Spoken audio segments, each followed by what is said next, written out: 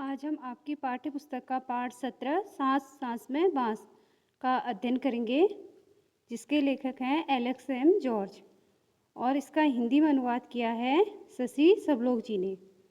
तो सांस सांस में बाँस का अर्थ है जगह जगह पे बाँस।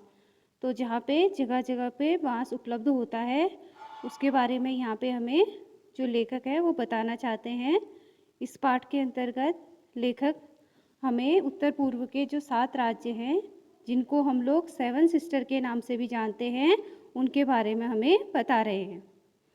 तो इस पाठ के अंतर्गत लेखक ने बताया है कि जहाँ पे बाँस ज़्यादा होता है तो वहाँ के लोग उसी से अपनी जीविका का साधन बना लेते हैं उसको ही। तो इसके बारे में लेखक एक कहावत बता रहे हैं हमको कि एक जादूगर थे जिनका नाम था चंकी चंगल नब्बा।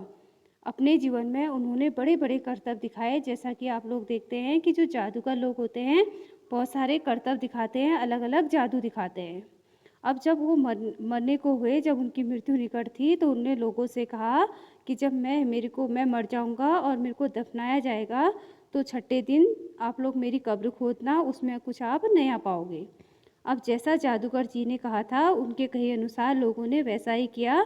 तो उन लोगों ने पाया कि वहाँ पर बाँस की कुछ टोकरियों के डिजाइन हैं।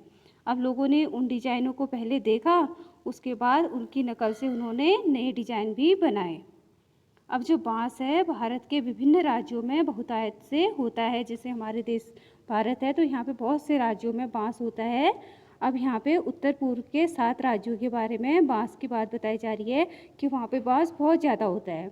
तो इसलिए जो वहाँ के लोग हैं वो लोग बाँस की बनी चीज़ों का ही उपयोग करते हैं, साथ ही अपनी जो जीविका का साधन है उसी को बनाते हैं। वो लोग बाँस से अलग अलग चीज़ें बनाते हैं, उनको बाज़ार में बेचते हैं और उसी से अपनी ज़रूरत की सामान खरीदते हैं।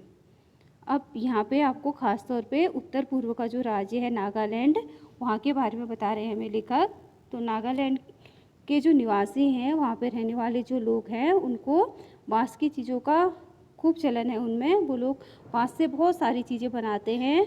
अब इंसान जब हाथ से कलात्मक चीज़ें बनानी शुरू की होगी, बाँस की चीज़ें तभी से बन रही होंगी।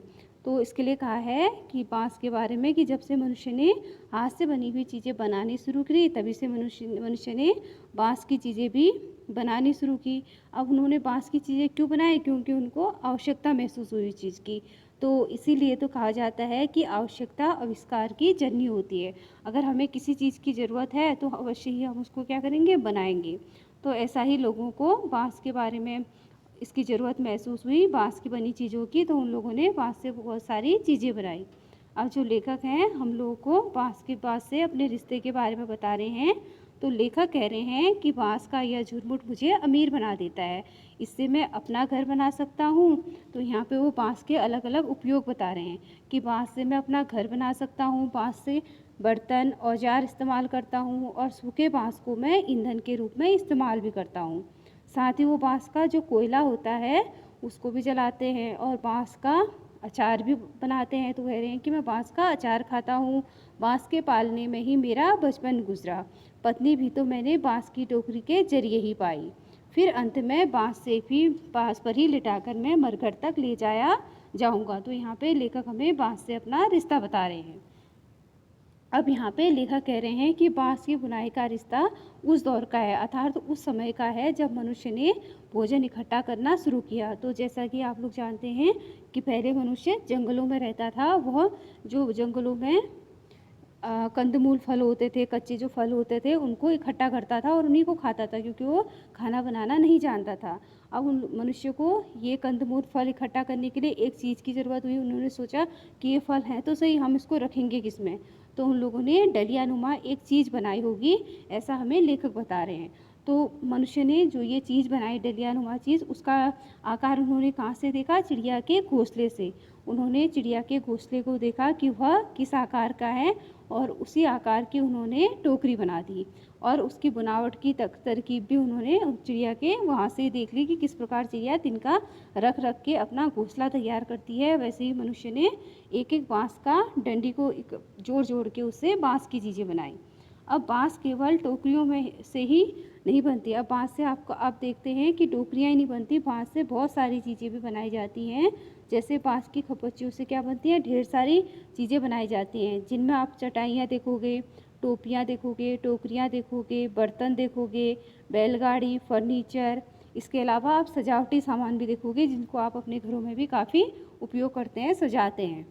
जाल भी बन सकता है बाँस से, मकान बनते हैं, पुल बनते हैं और खिलौने बनते हैं। कई बार आप लोग जैसे नदी में कहीं जा रहे होते हो तो बीच में देखते हो कि बाँस के जो डंडे होते हैं लंबे लंबे, उनसे पुल बनाया जाता है। इसके अलावा आप लोगों ने बाँस के खिलौने भी देखे होंगे काफ़ी। अब जो असम राज्य है वहाँ पे बाँस की डंडियों से एक जाल बनाया जाता है, जिसको जकाई कहा जाता है। अब छोटी मछलियों को पकड़ने के लिए वो लोग इस जाल का उपयोग करते हैं, अर्थात जकाई का उपयोग करते हैं। वो लोग क्या करते हैं, जो जकाई है बाँस की बनी हुई, उसको धीरे धीरे पानी की सतह में डालते हैं और फिर उसको ऊपर खींचते हैं, जिससे मछलियाँ हाथ में आ जाती हैं।